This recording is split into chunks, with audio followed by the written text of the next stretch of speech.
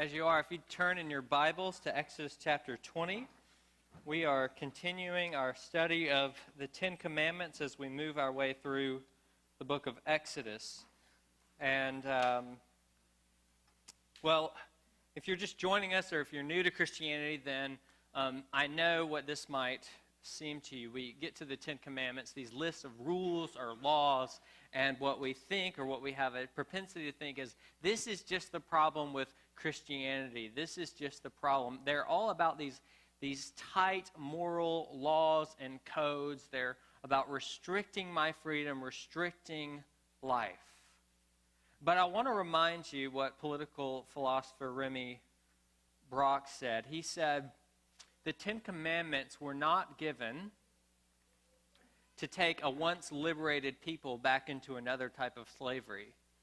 The Ten Commandments were given, to paraphrase him, in order to help a liberated people live out the logic of their liberation. And that's what the Ten Commandments are for. We have to remember the context in which these commandments are given. Look, Exodus chapter 20, verse 1 and 2. God spoke all these words saying, I am the Lord your God who brought you out of the land of Egypt, out of the house of slavery. You see, the commandments, they start in this context of freedom and grace. Grace, God's unmerited favor upon the people of Israel. Grace that liberated them and rescued them from these enslaving confines of Egypt. And now he gives them this law, not to enslave them, but to say, this is how you live as free people. This is how you live out your freedom. You see, if you want to know what a life of slavery looks like, disregard every one of these commands. Maybe you're here and that's what you've done in life. Let me just ask you a question. How's that working out for you? Probably not very well. You see, these commands, they're given in grace, they're given in love, they're given in a context of freedom. And now we have to remember that as we come to the eighth command, the command not to steal. Let me read the text for us. I'll read verses 1 and 2 again for context. This is God's word. It's given in love, it's given for our good. And God spoke all these words, saying, I am the Lord your God who brought you out of the land of Egypt, out of the house of slavery. You shall not steal. Lord, as we now look at this word and consider your law, I ask that you would open up your law, reveal it to us, marvelous things from it, that we might declare your praise. For Christ's sake, amen. Well, I heard a stat this week, and that stat is that 90% of Christians claim that they have never broken this command. 90% of Christians. And so if that's you, if you consider yourself to be part of the 90%, then here's what I want you to do this morning. I want you to sit back. I want you to relax. You get a week off. The only thing that I want you to hear this sermon is this. Please come back for the 9th commandment. Thou shalt not lie. You'll want to come back for that one. Now, I have to be honest, to preach on this command is a bit difficult, not only because my daughter, she doesn't like it very much, but also because, I've always been a bit enamored with the thief. I kind of like the thief. I mean, some of my favorite movies are about the thief. They hail the thief. Thanks, Thom Yorke. Think about it. Ocean's 11, Ocean's 12. The Italian Job, Mission Impossible, and who could forget The Usual Suspects? And these all pay tribute to the thief because the thief is often brilliant. I started to learn something of the brilliance of the thief when I was living in London. And in London, you have to take very close care of your possessions because people, they are very crafty with stealing things there. And there was this friend of mine. She was on the tube, what they call the subway. She had her purse, tiny purse, under her arm in a packed subway. She gets off the subway. She goes up to the pub. She opens her purse to get her wallet out, and it is gone. How? Well, as she looked, almost undetectable to the human eye, there was a slit in her purse in the exact place where she kept her wallet, the pocket that the thief had stolen, taken out in the midst of a crowded subway. I heard another story of someone who was at the pub. They were sitting there, they were talking to friends, and they hung their purse on the back of their chair. They were sitting there the whole night, talking to friends the whole night, never got up or anything, and then finally they got up to leave, and they grabbed their black purse. And when my friend grabbed their black purse, they noticed that it was quite a bit lighter than it had been before. In fact, it was a different purse, an exact replica of the one that they had. I mean, the thief is brilliant. I am enamored with the thief. But you know who's not enamored with the thief? The victims of those crimes. Now, they felt something very different. I know that feeling, too. One time I drove around the corner because my parents were having dinner with some neighbors, and I stopped in to say hello and drop something off. I was only in for 3 minutes or so, but when I came back out to my car, I noticed that my passenger window had been bashed in. That didn't really bother me. What really bothered me was my 300 CD collection. This was back in those days. That was gone. And I just felt violated. I felt sick. I felt endangered. You know that feeling? Well, why did people steal? And why do they steal when we feel so violated? How do people justify stealing? Well, as I was thinking about this, I heard someone say that most people, if they justify stealing, their justification comes down to really one thing, that they justify stealing because of the system.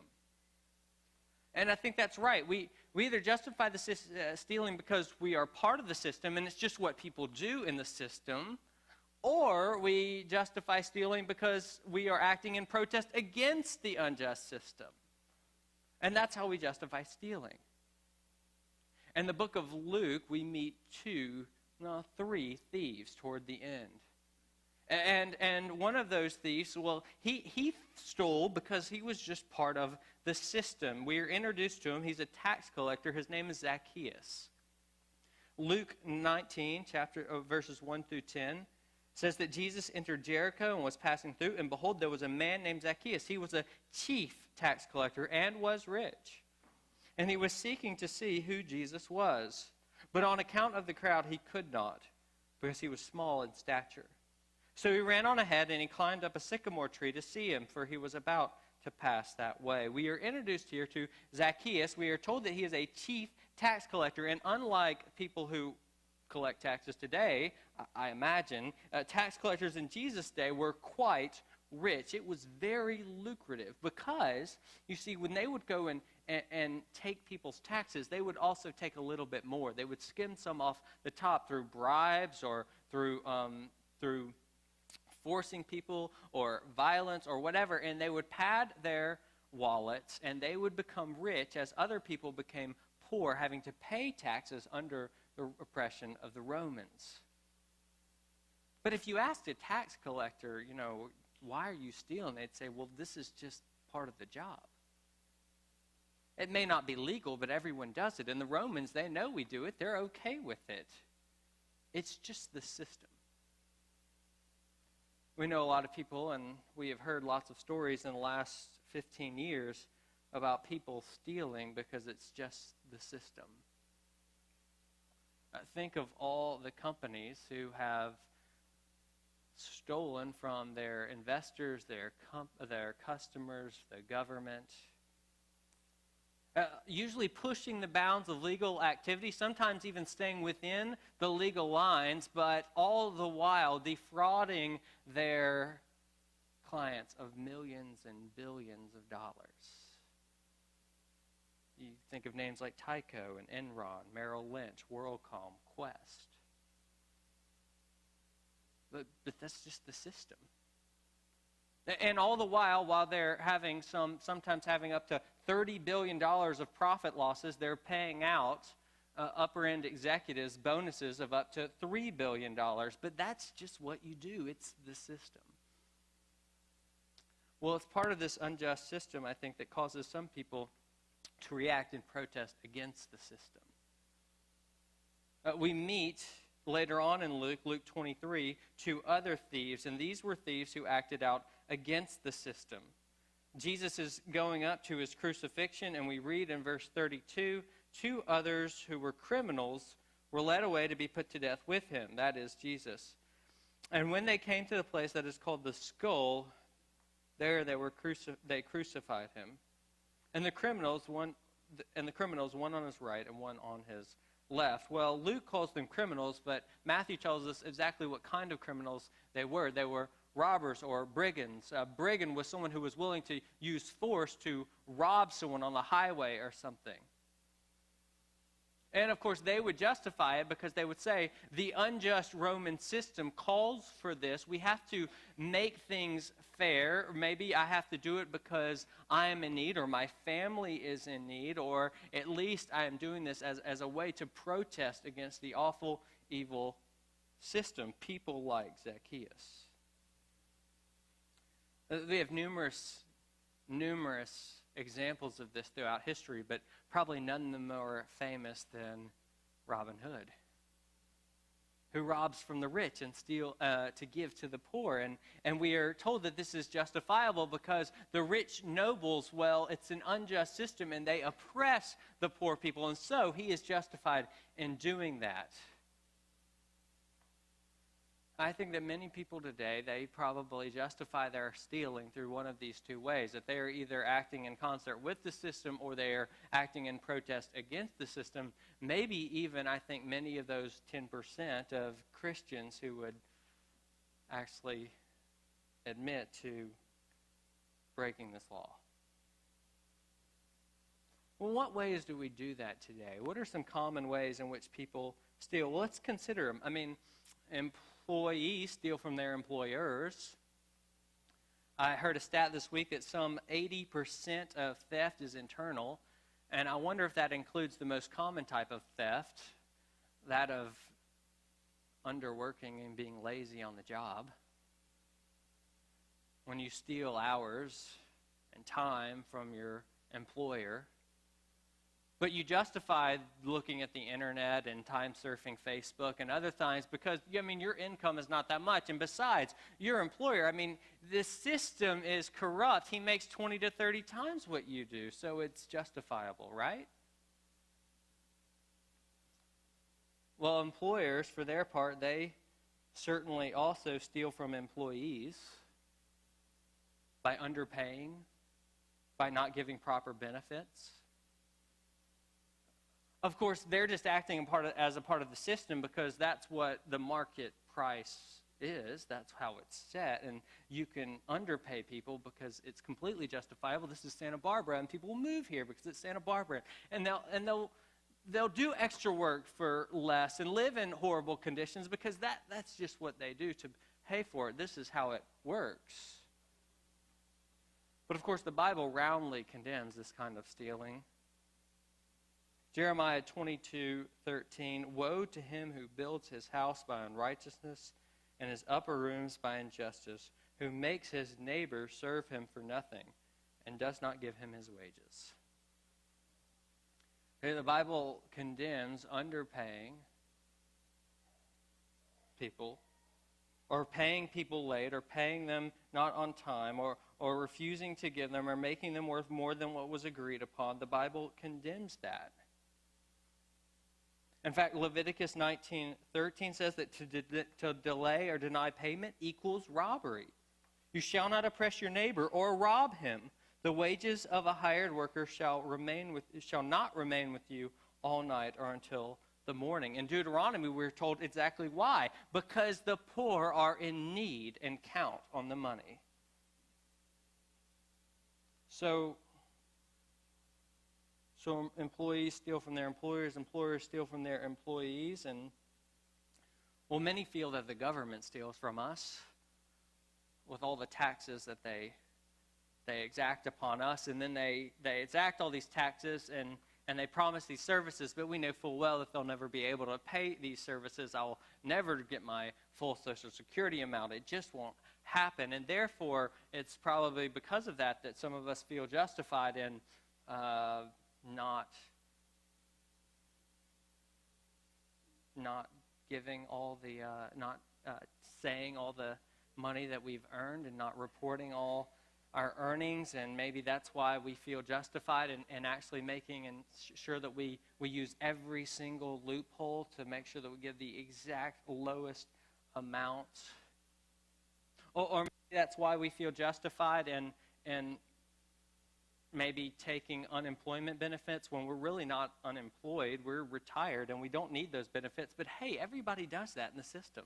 It's just what people do. Or maybe that's why we think it's okay to take student loans that we know full well that we'll never be able to pay back. There's no way we can pay them back. But, hey, laws might be coming around the corner that tell us that, hey, in a certain amount of years, we'll be able to just pay the minimum amount, and then we can default on those loans without penalty or perjury. And, hey, there are even laws to justify it, because if it's legal, it's okay, right? Just what people do. It's just the system. Well, the problem with all that is that when God gives this command to his servant Moses, he does not tell him to write, "Thou shalt not steal," unless the system justifies it, unless you're working in concert with the system, or unless you're working in protest against the system. No, he just says, "Thou shalt not steal." Period. And beyond that, we tend to think that when we steal, we are stealing from some impersonal force, like impersonal organization like the government or the big bureaucracies or these big companies. But the reality is that people suffer. Like individuals suffer. Like when we claim more on our insurance than we really need, because hey, the insurance, their rates are always they're always charging more anyway, and why not? Shouldn't I just get a little bit in return? But when that happens, all of our rates go up, right? You realize that. We don't pay our taxes. Certain services are not rendered, and and all our taxes go up. This happens. These things affect us all. They're real people when we act. Real people are always involved. Well, if stealing is common in all these ways, we learn it pretty early. We learn it in school. Some say now that there was one report done that said that 75% of students now admit to cheating at some point throughout their college experience, which is why one article says that we have a cheating crisis in America. And what is to cheat but to steal answers? One student at Northwestern who remained anonymous said this: "The real world is terrible. People will take other people's materials and pass it on as theirs. I'm numb to it already. I cheat to get by. Everyone does." The student goes on, "There's other people getting better grades than me, and they're cheating. Why am I not going to cheat? It's kind of almost stupid if you don't." Do you hear what he's saying? It's the system. Everyone does it. Reports have gone up at my seminary. I heard recently, at my seminary, reports of plagiarism are up to something like 5 or 6 a semester rather than the one that it used to be at a seminary. And of course, the professors bring these students in their office and they say, "Well, I just can't do all this work, and you can't expect me to do this." And plus, they're saying exactly what I want to say, and everybody is doing it, so it's just the system. Well, with technology now cheating has gone to exponential levels. We can download things to our phones. We can look up papers on the internet. This is why plagiarism, which is stealing ideas, is running rampant. And if we learn it in college and in school, then we just continue to do it when we get out, which is why we have all these cases coming out about ministers plagiarizing. People can write books now and not even write a word of them and have their name front and center on them. But hey, it's just the system. It's what people do. And that's why even one of the most important kind of things about stealing today is corporate espionage, trying to steal ideas before they're patented. It's all over. In this technical age, it's given us new ways to steal. I mean, just think of last November. You remember the Target scandal, what happened with Target, and they had a breach in their security, and 70 million people, 70 million, their credit card information and all their identity was stolen by people. Well, I tend to think of myself as being actually exempt from these things because I'm not that smart. That's why I'm enamored with the thief. I don't know how to crack codes or get in. I can't steal your information. I can't even slit your cut in your purse and take your credit card. I can't do any of these things. But you know what I can do? I can turn on my Apple TV and put in your Netflix account and put in a password. And I can freeload my parents' ESPN. And I can get burned CDs from someone and copy them. And I can take Word programs and take them from someone else's CD and get their code because, doesn't Bill Gates have enough money? And I'm a lowly student, and I'm a lowly pastor, and how am I going to pay for that? I shouldn't have to pay that much. And Word isn't a good program anyway. It drives me crazy, but I have to have it just to read other people's stuff. And so, can't I just justify it? Besides, everyone does it. It's just part of the system. You see, I think that we can break this commandment pretty easily, and I think that people are affected. We don't think of them as people because they're a million miles away, but they are. When you burn a CD, or when you buy it off some Russian internet site, don't ask me how I know about this. When you buy it from some Russian internet site at a marginally low cost, do you think any of the artists is getting those proceeds for their work? It's stealing. It's stealing. And if we can steal from employees, and we can steal from employers, if we can steal from companies, and we can steal from customers, then you know where we can also steal? Probably the most common way in which we steal. The most common way in which we steal is by not taking anything at all. What do you mean? Well, Malachi chapter 3, verse 8, God is speaking, and he says, "Will a man rob God? Yet you are robbing me." But you say, "How have we robbed you?" The people that Malachi is writing to, they're like, "We haven't stolen from the temple. How have we robbed you, God? How are we robbing you?" In your tithes and your contributions. That is, that when you don't give, you rob. You rob not by taking, but by not giving. This is how you are robbing God. A tithe was just 10% of an Israelite's income or earnings that they were supposed to give to the work of the temple and the needy in society. And he says that if you don't give, you rob. Now, to understand this, to really understand it, and to understand the Bible's understanding of stealing in general, we need to talk about private property for a second. And the Bible's understanding of private property. The Bible does recognize private property. In Joshua 13 through 19, we have the distribution of the land, those exciting, exhilarating chapters. When anyone comes up to me and they say, that Leviticus was a tough one, reading through Leviticus, that tells me they hadn't read very far. Get to Joshua. Like half of the book is, and this land was given to so-and-so, and this land was given to so. That's the most boring part of the Bible to read. Let's be honest. It is. Leviticus is fascinating compared to that. But you know who that wasn't boring for? Those tribes. who were getting the land. And they were finding out what their inheritance was and how God divvied it out, because that was their personal, private property that they could use in service of God, that they could cultivate and develop. So we find in Deuteronomy 26, verse 10, that an Israelite, when bringing his first fruit offerings, can say, "And behold, now I bring the first of the fruit of the ground, which you, O Lord, have given to me." Not to us, but to me. Me, private property. Now, why do I belabor this? I belabor this because simply this. Without this, the commandment not to steal doesn't make any sense. It has to belong to someone for you to be able to steal from them, right?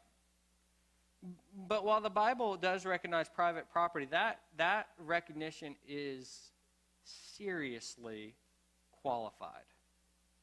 And it's qualified in at least three ways. First, personal or private property is qualified by the fact that in the Bible, personal property is not so much a right as a gift. It's the gift of the land. It's the gift of the land to Israel. It's the gift of the land, which is property that they do stuff with and make stuff with. And it's the gift of the land at the very beginning of creation. God gives Adam the garden, gives him the land. It's a gift. And so anything that we have, we don't have by rights, we have by gift. It's the gift of personal property, not my right. Second, and even in this, that any produce from that labor that we do is also seen in the Bible as a gift. It's not just that God gives us the raw materials and everything else is what we earn. No, it's all gift, all the way through. So, for instance, Deuteronomy 8, 17, and 18, beware lest you say in your heart, "My power and the might of my hand have gotten me this wealth. You shall remember the Lord your God, for it is he who gives power to get wealth." You see, I'm a self-made man. I'm a self-made woman. I work from the bottom up, yes, but who gave you the tenacity? Who gave you the brains? Who gave you the opportunities? Who gave you these things? They came from God. What do you have that you did not receive, the Apostle Paul says? Property rights are, first and foremost, qualified because they are a gift. Second thing that qualifies them is that personal property is qualified in the Bible by the fact that it still remains God's property. You know that Israel is never said to own the land? Never. They possess the land, but they do not own it because someone else owns it. God owns it. See, God owns everything. We don't believe it, but he does. And we are stewards. And so the gift that's given in the Bible is not the gift of ownership of private property, but the gift of stewardship. That's what's given. That we are actually, in other words, God's money managers. That he has given us money and funds to manage, and we manage those for him. But what were to happen if you had a money manager and you came to that money manager who was managing your money, and they started spending this money in all these ways that you had not okayed, and in ways that were not in keeping with what you agreed, and in fact they were giving some money away here and spending on this, and they were taking some for themselves, and of course you told them they could take some for themselves because that was agreed upon, that there was a rate that they could have, 2% or whatever, but they were doing like a lot more, like 90%, 95%. What would you say? You're stealing from me. Exactly. We are stewards, not owners. And part of what it means, actually, to be made in the image of God, a great part of what it means, is that as God is a workman and he works to create and sustain and cultivate this world and then rest, so he calls humans to cultivate the garden, to cultivate the ground, to steward it, to keep it. To be in the image of God is to exercise stewardship. And here's what that means. Think about this. God's gift of stewardship was not just to me and you and just a couple people. God's gift of stewardship was to everyone. It was to humanity. So to deprive someone of this gift, to deprive someone of the ability to exercise stewardship is to steal from them. It's to steal the gift of stewardship. This is why the Bible roundly condemns hoarding. You see, while everyone in Israel was not given the same, all the tribes were not given the same, they were all given enough to be able to be economically viable and cultivate. And so, this is why Isaiah 5:8 says, "Woe to those who join house to house and add field to field until there's no more room. You are made to dwell alone in the midst of the land." Don't monopolize the land. Don't add house to house and sell room to room and continue to expand, because what happens then? You're alone. There's no one else to steward the land. And this is supposed to be a corporate community thing. It's the same reason why when Ahab is trying to buy, in 1 Kings, I think, 23, he's trying to buy Nabal's vineyard next door. Nabal says, "Far be it from me to do something like that and to sell my land. The Lord forbid it." Exactly, the Lord forbid it. Israelites were not allowed to sell their land. You know why? Because that was to diminish the image of God in them. Because then they couldn't steward. And if you can't steward, then it's to diminish the image of God. And so we are told that personal property is qualified by the fact that it remains God's property, and God gives to everyone so that they might steward. And anytime we take the ability of someone else to work and steward through hoarding, what we are doing is stealing from them. Moreover, there's a third thing. That brings us to the third thing, that personal property is qualified by human need. The entire earth is given to all of humanity. Genesis 1:29, "Behold, every plant yielding seed and every tree yielding fruit I have given to you for food." That is to all of humanity. And so that means this: my legitimate ability to possess individual property always remains subordinate to another's ability to meet their needs of the world's resources. My legitimate ability to possess individual property always remains subordinate to another's ability to meet their needs through the world's resources. You see, here's what this means. You can steal from the poor by not giving to them. The tithe was for the needy in the land. And this is why there are laws about gleaning in the fields and olive groves and vineyards. You see, farmers were to set certain parts of their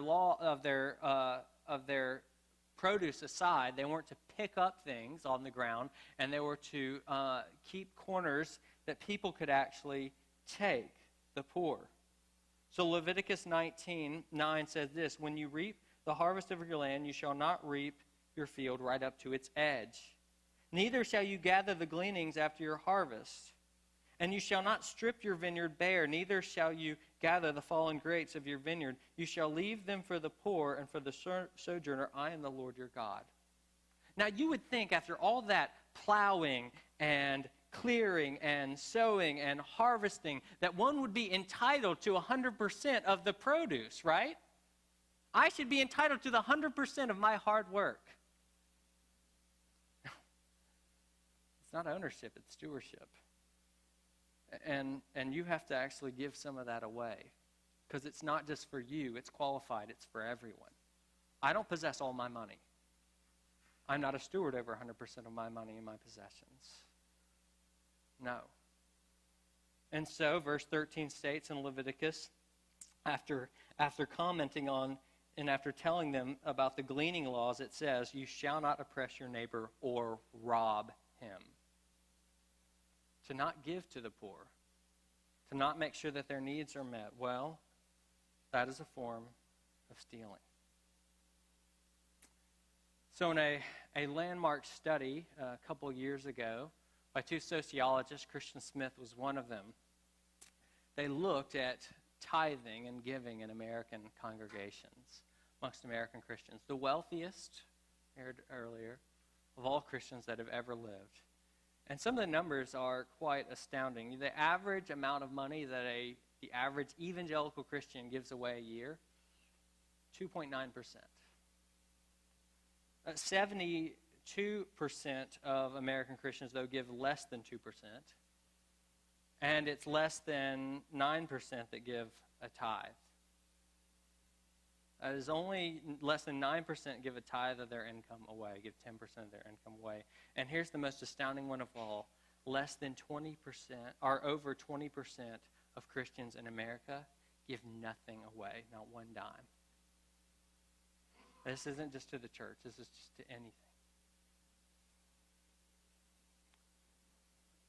Malachi says, will a man rob God? Yet you are robbing me. But you say, how have we robbed you? In your tithes and contributions. You see, you can steal, you can rob without taking anything. Simply by not giving what you're supposed to give. And I can too. Well, why? Why do we steal? You know, we use these justifications, but I don't think that's the real reason. I don't think it's the system that forces us, and I don't think it's either because we're working in concert with it or because we're in protest against it. No, why do we really steal? Well, sometimes I think we steal because we're lazy. Ephesians 4:28, it was read earlier, let the thief no longer steal, but rather let him labor, doing honest work with his own hands, so that he may have something to share with anyone in need. Let the thief not steal, but let him labor. Sometimes what we do when we steal is we're trying to cut corners. We don't want to work as hard as we would have to get all that we want to get. And so we steal to cut corners. That's sometimes. Sometimes we are lazy in our image bearing. You know, sometimes we steal because we are greedy. We are greedy. I mean, why do people build house upon house and join one yard to the next? Why do they do these things? Well, because they're greedy. They want more. Why do we not give our money away? Because we're greedy. We think we need it all, and we have this idea that unless we get more and more and more, we won't be satisfied. But of course, we know that the more you get, the less satisfied you feel. Satisfaction only lasts for a bit. You make $100,000 and then, there's somebody making $250, and then you get to $250, and there's somebody making over $5, and you get to that, and there's somebody making over $1 million, and you get to that, and there are those other people that are making several million, and you get to that, and then there are the billionaires on Park Avenue. And I always go for more. We steal because we're greedy. That's why we don't give our money away. But we also steal because we don't trust God to provide. This is why in talking about money, in the context of talking about money, Jesus says in Matthew 31, therefore do not be anxious.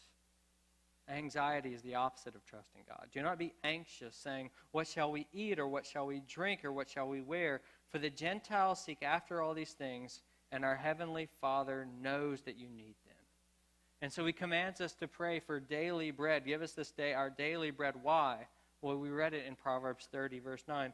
Feed me with food that is needful for me. That feed me with daily bread, lest I be full and deny you and say, who is the Lord? Or lest I be poor and steal and profane the name of the Lord. Even stealing in poverty is to profane the name of the Lord. So we steal, I think, because we're lazy or we're greedy or we don't trust God to provide. That's why I steal. See, I have to admit something to you. I'm not in the 90%. I'm in the 10%. I've stolen my whole life. I've stolen because I was lazy. I didn't tell you this, but you know those CDs that were taken out of my car? Yeah, most of them, or many of them, they were burned. I don't think it's funny, actually. I think it's really sad that I gypped so many artists out of money that they rightfully deserve. And I stole for them. I stole. And I've stolen by riding buses without paying, but people just did it. Well, yeah. Well, the Austrian government has so much money, but it's stealing. And I've stolen because I'm greedy and I don't trust God to provide. It sickens me to admit this, but much of my seminary career I did not give a tithe. But I'm in seminary and I don't make that much money. Well, no. What about you? Lazy or greedy or not trusting God provide, have these been things that you can see in your life leading to stealing? The breaking of this commandment and recognizing that you're not actually in the 90%, you're in the 10%. That we're thieves. Well, if like me, you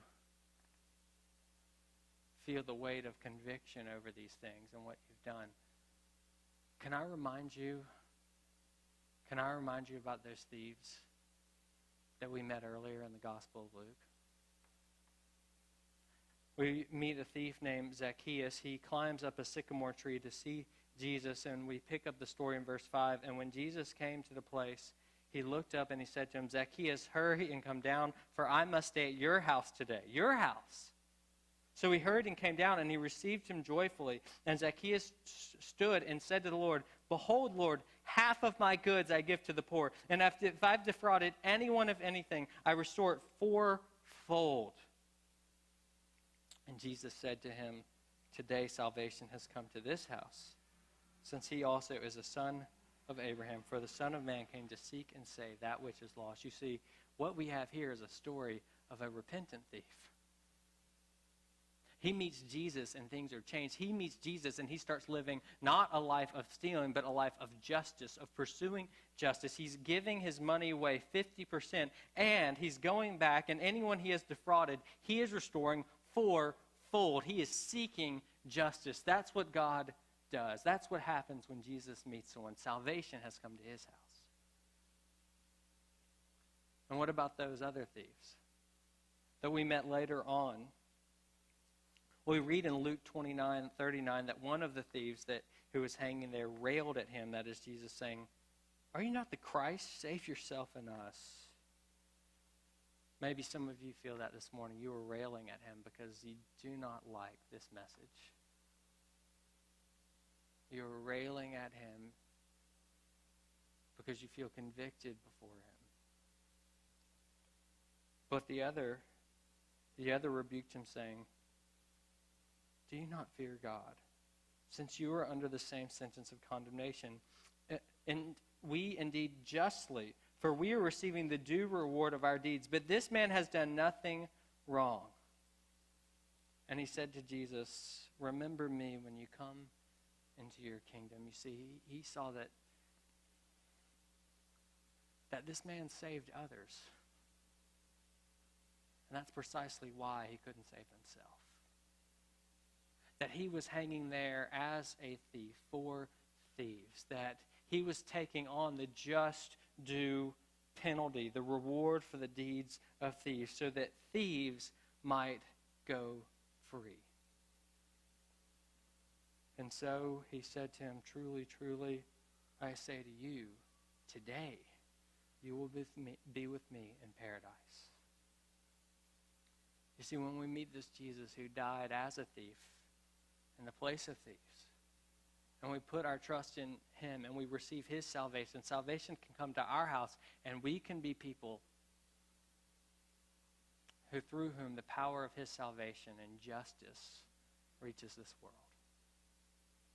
When we realize that he who was rich beyond all splendor, all for love's sake, became poor. When we realize that even though we took in the garden that which did not belong to us, the fruit of the tree, the one thing that wasn't given, we stole. We stole from God, and how did God get it back? He gave more. He gave it all. He gave his only begotten Son, that we might go free. Believe him. Believe him and know the freedom that can come. The freedom that can come to thieves who repent and trust in him. Lord, I pray that you would convince us of the sufficiency of your grace, even as you hold up to us the great heights of your standards and the ways in which we have failed to reach them. And Lord, bring salvation into our hearts, that we might be people of generosity, of trust, that we might be people who steward well things you have given us, and who protect and value the image in others enough to help them steward your resources as well. We pray these things, O Lord, in your wonderful name. Amen.